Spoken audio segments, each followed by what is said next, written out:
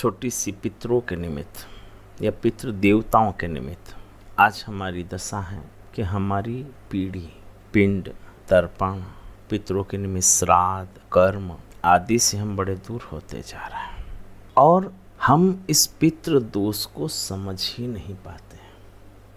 इसी कारण कभी कभी वंश में बड़ी कष्ट पीड़ाएं आती हैं। इसके संबंधित एक बड़ी सुंदर एक कथा याद आती है। ये जरत्कारु सती की कथा है। एक जरत्कारु ऋषि हुए थे। ये एक समय तीर्थ यात्रा करने गए तो प्यास लगी, जल पीने किसी एक कुएं के पास चले गए। उन्होंने देखा कि उस कुएं में बड़े बड़े ऋषि महात्मा तपस्वी औंधे पड़े हैं और बड़े कष्ट में हैं। जब ये जरत्कारु ऋषि वहाँ गए, इन्होंने पूछा कि आप सब लोग कौन हैं। उन्होंने कहा कि हम यायावर वंश के व्रतशील ऋषि हैं और पितृलोक में अब तक हम रहते थे।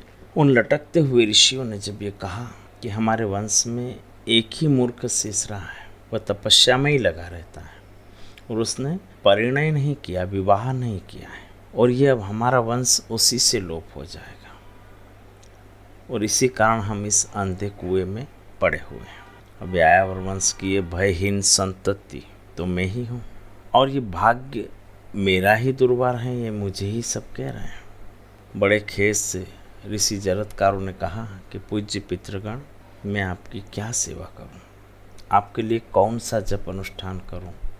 पितरों ने कहा नहीं, ये तो तुम बहुत कर चुके हो, बस अब तुम ऐसा करो कि हमें अनुष्ठान यज्ञ आदि की आवश्यकता नहीं है। हमारी गति के लिए तुम विवाह कर लो और संतान उत्पत्ति करो, उससे ही इस वंश का लोप नहीं होगा और वो जो वंश होगा वो हमारा पिंडदान क्रम ये अखंड चलता रहेगा।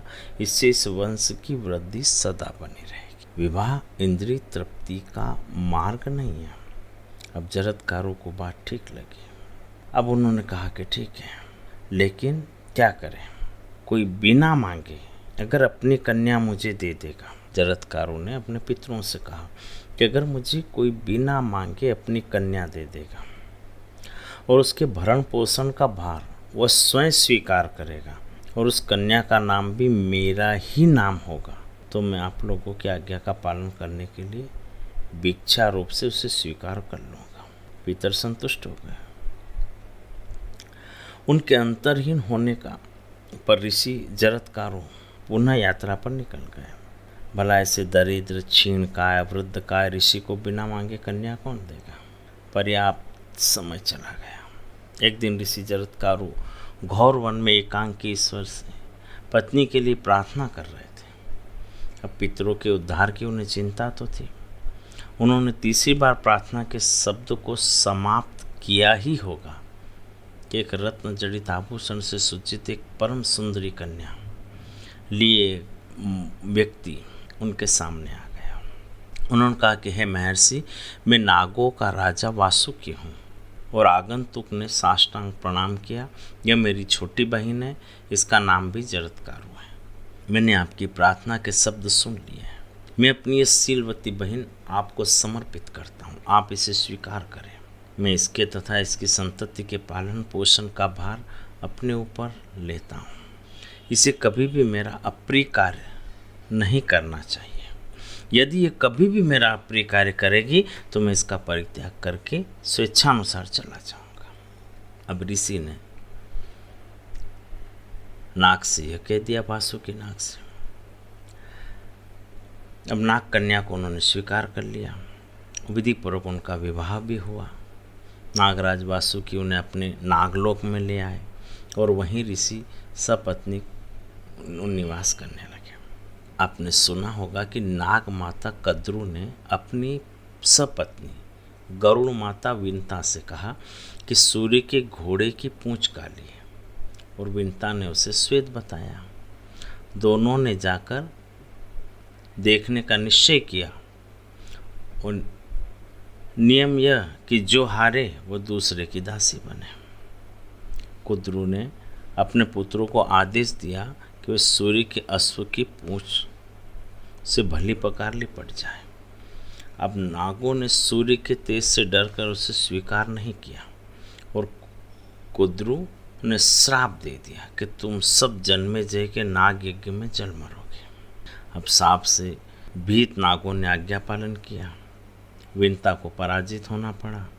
माता को विजय दिलाकर नागों ने प्रसन्न किया और तब सांप से परित्राण की प्रार्थना की। मेरी इस इन्हीं पुत्री का नाम जरत्कारु रख दो।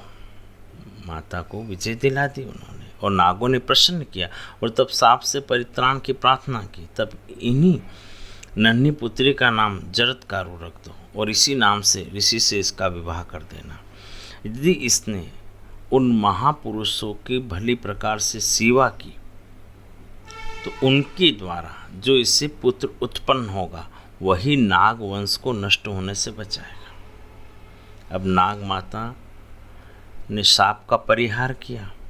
नागराज वासुकी तभी से अपनी छोटी बहन का बड़े प्रेम से पालन कर रहे थे और अवसर पाकर उन्होंने ऋषि जरत्कारु से उसका विवाह कर दिया था। अब ऋषि जरत्कारु पत्नी के सानंद रह रहे थे। अब दिन में एक समय ऐसा हुआ कि वो दिन में अपनी पत्नी की गोदी में सर रखकर सो गए। संध्या का समय था, सूर्यास्त होने को ही था। सब पत्नी के सम्मुख अब धर्म संकट उपस्थित हो गया उनकी पत्नी जरत्कारु को। यदि वो पति को जगाती हैं तो वे रुष्ट होंगे और अपने प्रतिज्ञा अनुसार उसे त्याग कर चले जाएंगे, और यदि नहीं जगाती हैं तो पति के धर्म का लोप होगा। अब तक कभी ऋषि के संध्यादि नियम में कभी भी बाधा नहीं रही है। ऋषि जरत्कारु त्रिकाल संध्या करते थे, सूर्य को सदैव जल अर्पण करते थे। उनके जीवन में कभी ऐसा हुआ नहीं। अब पत्नी क्या करे, इनका कल्याण ही मेरा कल्याण है। यह पत्नी जरत्कारु ने विचार किया। अपने त्याग एवं कष्ट से बचने के लिए मैं इनके धर्म का लोप न होने दूंगी, ऐसा मन में विचार किया। जो स्त्री अपने सुख के लिए पति को धर्म एवं कर्तव्य के मार्ग से हटाती है वह सचमुच पति पारायण नहीं।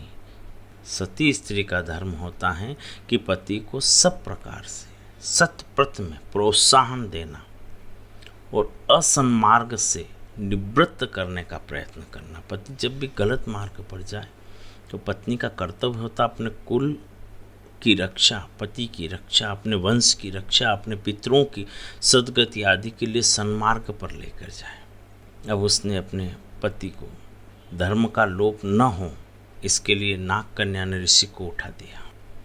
अब बात तो यह थी कि ऋषि ने तो देख लिया था कि पत्नी गर्भवती हो चुकी है, पितरों का कार्य तो सम्मुख हो चुका है। वे परम विरक्त तो थे ही, गर्भ प्रपंच में रहना नहीं चाहते थे। इससे छूटने के लिए उन्होंने यह लीला रच ली। सूर्यास्त हो रहा है। बड़ी नम्रता से चरणों में हाथ लगाकर नागकुमारी ने विनय की। ऋषि उठे, स्नान किया, संध्या की, अग्निहोत्र आदि कर दिया। उसके बाद ऋषि उठे, उन्होंने स्नान करके संध्या आदि हवन आदि समस्त कर्म करके फिर रोषपूर्वक पत्नी से कहा कि आज तूने मेरा अपमान किया है, तूने मुझे उठो इस प्रकार आदेश दिया। तुझे जानना चाहिए कि जीवन में एक भी संध्या समय ऐसा नहीं गया जब मैंने ठीक समय पर सूर्य को अर्घ्य न दिया हो, और मेरा अर्घ्य लिए बिना भगवान सूर्य अस्तांचल जा ही नहीं सकते थे। और जब तक मैं संध्या न कर लूँ, क्या तुम मेरे बल को नहीं जानती थी, मेरे तेज और मेरे तप को नहीं जानती थी कि जब तक मैं संध्या न कर लूँ संध्या नहीं जाएगी, सूर्य अस्त ही नहीं होता। लेकिन उन्होंने कह दिया कि अब यह नहीं रह सकता। स्त्री से अपमानित होकर रहने वाले पुरुष को धिक्कार है। जरत्कारु ने बहुत क्षमा मांगी, रोई। नाग कन्या पति के चरणों में गिरी, लेकिन पति ने कह दिया कि मैं बार बार नहीं कहता, मेरी प्रतिज्ञा भंग होने के लिए नहीं है। ऋषि का कंठ स्वर अग्र नहीं रह गया था।